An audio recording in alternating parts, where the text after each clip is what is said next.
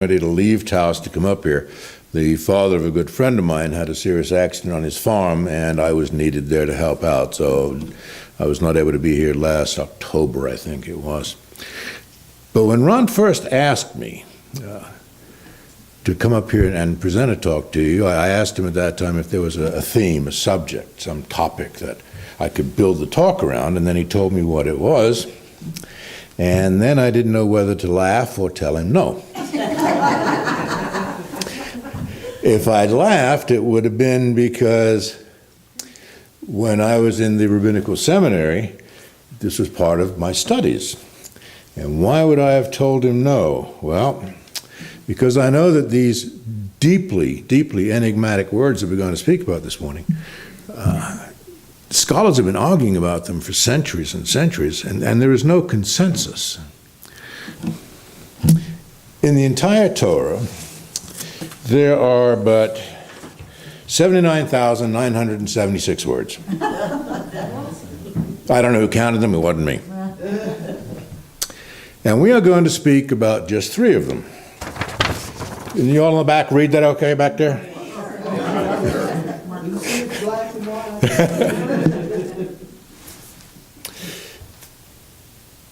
What are those words? And we read right to left. So it's Ehyeh, Asher, Ehyeh, which most people translate as I am that I am. And that's found in Exodus 3:14. The only place that it's found. The one time that it's found. One of the words is repeated a verse or 2 later, but we'll talk about that in a minute. All of these 79,976 words are made up of 304,805 individual letters. I thought you'd like to know that. And our 3 words account for only 11 letters. And not even that much, because one of the words is repeated. So we're talking about a minute number of letters, a minute number of words in the whole big picture. And it's only used in this one place. Exodus 3:14, and then a verse later. Before we can even think about trying to discern the meaning of these already enigmatic words, we must understand a few important facts about the Hebrew language and its alphabet. We have to find, in effect, the skeleton upon which these 3 words will form the flesh. The Hebrew language has no past or present tense. And this in itself creates a difficulty when trying to understand the meaning of any particular word or particular phrase. At its base, Hebrew is said to use just 2 tenses, perfect and imperfect. Despite that, a well-known scholar has categorically stated that our 3 Hebrew words, Ehyeh, Asher, Ehyeh, I am that I am, are first person singular imperfect tense. There are some scholars of ancient languages, perhaps less strong-minded as him, who say in Hebrew that perfect is more or less equating to past and imperfect to future tense. In my opinion, it would take a demented grammarian to engage in that kind of an argument. And I say that as a former language arts teacher. As if that's not confusing enough. If that doesn't get you pulling your hair out, try this on for size. Among the 22 letters in the Hebrew alphabet, there are no vowels. Not a single vowel. No A, no E, no I, no O, no U. Nothing. No vowels. They're all consonants. And there are also numbers, no vowels. And this creates a particular problem. Let me give you a simplified explanation. Suppose you and I were out to dinner. We're sitting in a nice restaurant having a meal, and I say to you in Hebrew, because that's the language you're talking, then just indulge me. So we're talking Hebrew, and I say to you, Ten li ha-melach, which means pass me the salt. Makes perfect sense. We're sitting there at a dining table. Pass me the salt, Ten li ha-melach, 3 letters. If I take those exact same 3 letters exact same three letters, and say to you, Ten li ha melech, I just said, pass me the king, which makes no sense. So when you are reading anything in Hebrew, to truly understand what that particular word means, it doesn't matter how many letters it has, it might have just 2 letters or even 1. You have to look in the context. You have to look not just at the word in its place in a sentence. You have to look at it in its place in a paragraph, or perhaps even further back, pages and pages, or even a previous chapter. So, by now you've figured out that Hebrew is a very intensely context-driven language. Intensely context-driven. It's impossible to understand any particular word out of context. Melach, melech, salt, king. How do you know unless you look at the context which word it is? In my own studies, back when I was studying to be a rabbi, we call it a yeshiva. Even in more recent times, I've sometimes found myself having to go back a paragraph, even a chapter, sometimes more, and then going ahead a paragraph or even a chapter to get the full flavor, to understand not just what the word means, but how to pronounce the word, because the meaning gives you the pronunciation. Salt, melach, king, melech. Same 3 letters. Out of context, it makes no sense. Now, given all of that, now that you've got this crash course in Hebrew, you are perhaps beginning to understand the difficulty in understanding the meaning of these 3 simple little words. Ehyeh, asher, ehyeh. I am that I am. There are even arguments about what the translation is, but we'll get to that in a minute. Ask any Torah scholar, and I don't proclaim to be a Torah scholar, but I am a student. Ask any Torah scholar what these 3 words mean, and you're going to get a dozen different answers, because they are looking at it in different contexts, with their own biases, with their own ideas and their own thoughts. All I can do this morning is speak to you about what they mean to me, what they say to me. So we've got the skeleton now. We understand the difficulties of understanding the Hebrew language. And now we're going to build the stage upon which these words were spoken. There is sufficient chronological data in the Torah for some very noted scholars to conclude that the Exodus from Egypt took place about 1446 before the Common Era. So it logically figures that our basis for finding these words begins about that time.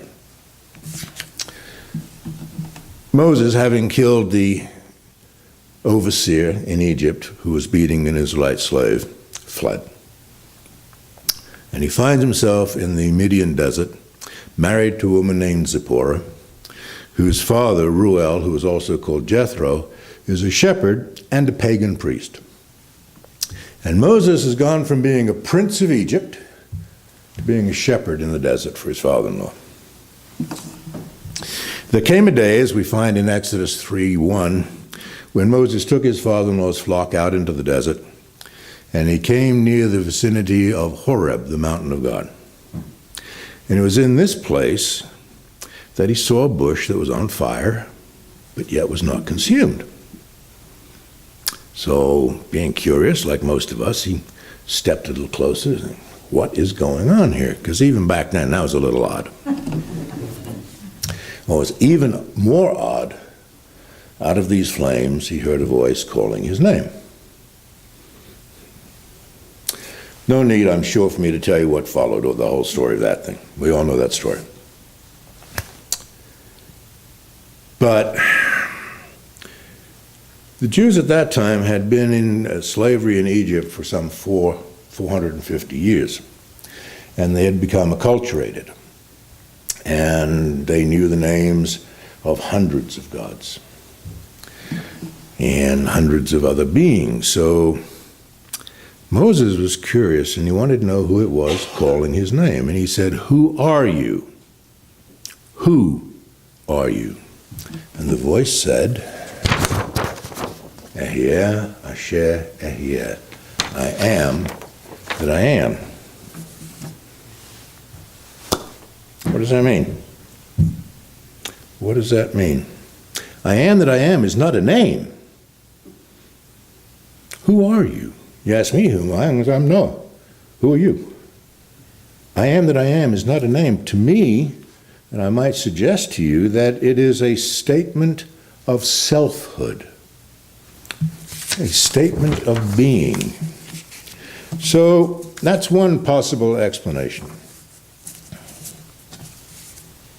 In effect, God was saying, don't worry about my name.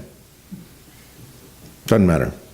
Don't worry about where I stand in the lineup of all the gods that you've come to know in Egypt. Doesn't matter.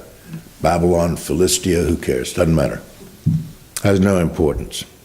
That before anything else, Moses needed only to understand his being and his absoluteness. And by him, I mean God, of course. So there's one possible explanation of the phrase that we're exploring this morning. Ehyeh, Asher, Ehyeh. I am that I am.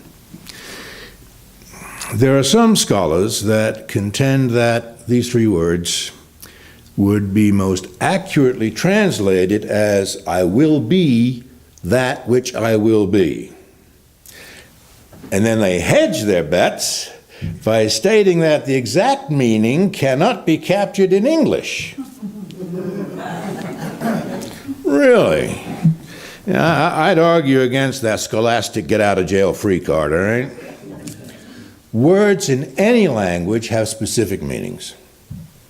Doesn't matter what the language is, whether it's a language that has vowels and all kinds of stuff that you learn in school. Every word has a meaning. If I were to say to you that when I was driving over here this morning, I saw a man bite a dog. Now you might think that's odd, but you certainly wouldn't think that I said I saw a cat flying through the air with a bird in its mouth. You would have heard me say I saw a man bite a dog. That's what you'd have heard. That's what you would have understood. You would have this visual picture. Words have meaning, particular meaning. Melach means salt. Melech means king. Same letters, but they don't mean the same thing. Some time ago, I read something by a writer whose name escaped me. I've been trying to think of it, but I can't. But a line of what he wrote stayed in my mind. The writer, obviously a student of the Bible and of people, came to the conclusion that the reason that God answered Moses with the words, I am that I am, is that lacking parentage, he knew he existed, obviously, but how could he know his name? Who would have given God his name? Think about it for a moment. You were born.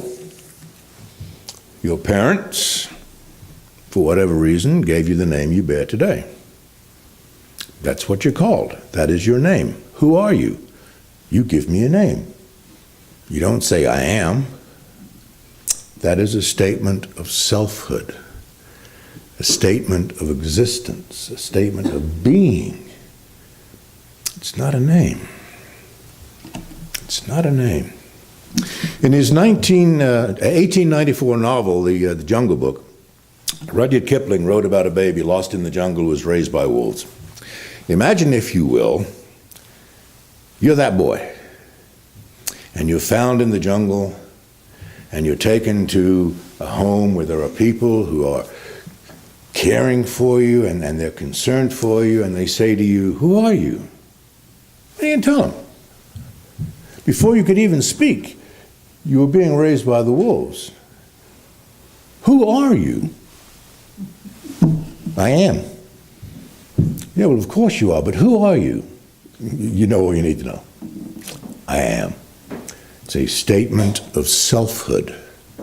There doesn't have to be a name. There doesn't have to be an ID card. Pardon me, I'm going to card you. Who are you? Oh, you're God. Thank you very much. It's a statement of selfhood for us to understand that.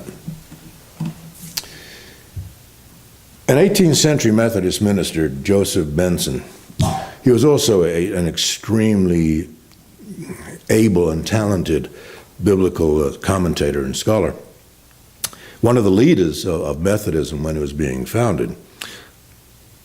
He wrote that the words of Exodus 3:14 suggest that the Hebrew words have two meanings. First, what he is in himself, that he in himself is self-existent, self-sufficient, that he is immutable. He went on that second, God is also eternal and unchangeable. The same yesterday, the same today, and the same forever. Benson goes on to say, other beings are and have been, but because of what they might have been otherwise, this is kind of deep, and what they might possibly not have been at all, this is therefore their changeable, dependent, and precarious essence, which is totally different from what we were just saying. Another great biblical scholar, R.J. Cronin, an expert in biblical Greek and Hebrew, as well as an established researcher of Jewish history and tradition, addressed our enigmatic words in a paper that he wrote in 2010, The Name of God as Revealed in Exodus 3:14. Great title. Then he added something which was like an explanation of its meaning. So it's like, oh, set me up. Okay. In the introduction to his thesis, Cronin says, to fully interpret the verse, to explain and translate the puzzled words of Exodus 3:14 is undoubtedly the greatest challenge in biblical interpretation. And as we've already seen, this is no big understatement.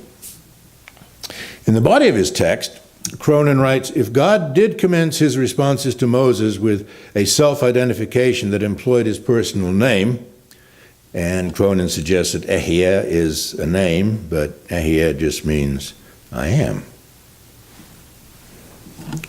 Even in today's strange world where names are weird, I am would be odd. So Cronin says that if God did use his personal name Ehyeh, then the words Ehyeh Asher Ehyeh, I am that I am, do not conform to the Hebrew construction that we would expect such a divine self-identification to take, and so we apparently still cannot account for the dual occurrence of the word Ehyeh. Thence the enigma. Cronin goes on to say, the solution to the puzzle, I'm glad he thinks there's one, the solution to the puzzle is found in two key insights. He says, the first is that in response to Moses' inquiry in 3:13, and when they asked, let me give you a little bit of background on this real quick. So, we've already said that the Jews in 450 some years of slavery had become enculturated, knew the names of all the gods and all the different nations around them. And they were very, very familiar with them. So then, God orders Moses to return to Egypt to free the Israelites from the slavery of Egypt. And what authority do I have? Who shall I tell him sent me to do this? And God says, tell him Ehyeh, tell him I am sent you. Not a name. Certainly not a name. God first identifies himself using what Cronin calls his personal name, Ehyeh, which I contend is not a name. The second is that Ehyeh is the divine self-identification with which God identifies himself using his personal name. I translate that to mean his immutability, his being, his essence, the same yesterday, today, and forever. There is no name there. It is an expression of selfhood. It is inarguable that when one makes a self-identification, it is normally in some form of self-address, a name, for example. As I said, if you ask me who I am, I'll tell you I'm Noah Shapiro. It would seem then that divine self-reflection signifies God's awareness of his personal existence. I'm not sure I have a problem with that. Why would he not be aware who he is? He already said, I am that I am. He understands his own existence. I am that I am. I am. Not I will be, not I was, not I may be. Ehyeh, asher, ehyeh. I am that I am. From this argument, we may conclude that by God identifying himself to Moses and revealing to him his personal name, Moses would also have received perfect knowledge that God exists. I am that I am, coming to you out of a burning bush. I'd be pretty convinced it wasn't my next-door neighbor playing a prank on me. To some extent, greater perhaps than smaller, I don't agree with Cronin's thesis, but I find myself in total disagreement when he says this. Because it is generic, the word asher has no exactly corresponding word in English, and so we must search for an English relative word or words that fits the context. He then goes on to say, having undertaken such a search, I cannot identify any English relative word or words. For that reason, I believe that the nuance of meaning for asher is found, as found in Exodus 3:14, is untranslatable into English. Really? It's very clear. Asher, I am. Ehyeh, asher, ehyeh. I am that I am. It could say bread, potatoes, and broccoli. It has a meaning. Words have meaning. Untranslatable into English. Cronin was a very smart man and a great scholar, but I think he was full of beans on that one. I don't claim to be a Torah scholar or a biblical scholar. Certainly not of the reputation of Dr. Cronin or some others, but I am a Torah student of going on really 60 years. You know, I just turned 75 a few weeks ago, so you know, I'm getting old. My son said I'm past my sell-by date, but that's okay. So, given all that, I think it may be fair to say that I have some little understanding of the Hebrew language, the language in which these words were written. And as a sidebar, I was reared and educated in England, as Ron told you. My whole degree is in journalism and language arts from the University of Florida. Go Gators. So it might be fair to say that I have some understanding of the Hebrew language and of the English language. And that brings me back to the earlier example of the scene with the dog, not a cat. And again, I must say that specific words have specific meanings. Dr. Cronin speaks of the nuance of meaning of asher, I am. But I must confess that I'm not interested in the nuance of the word, of what the word contextually and actually means. That's what holds my interest. What does it mean? And yes, the word is translatable into English. In fact, it can be translated into one of two words. Asher can mean that, or it can mean which. It depends on the context. You have to read it in context. So our three Hebrew words, Ehyeh, Asher, Ehyeh, may be translated as I am that I am, or I am which I am. 6 one, half dozen the other. Both mean basically the same way, the same thing. They are a revelation of, and I keep coming back to this word because it's the only thing that makes any sense to me. It's a revelation of selfhood, of being, of saying, I don't need a name. I am. I was, I am, I will be. What else do you need to know? What else do you need to know? And through those three words, God revealed his self and his selfhood to Moses, and through Moses and the other prophets to us today. My friends, I thank you for giving me the opportunity to speak to you this morning, and I certainly thank you for your attention. Thank you.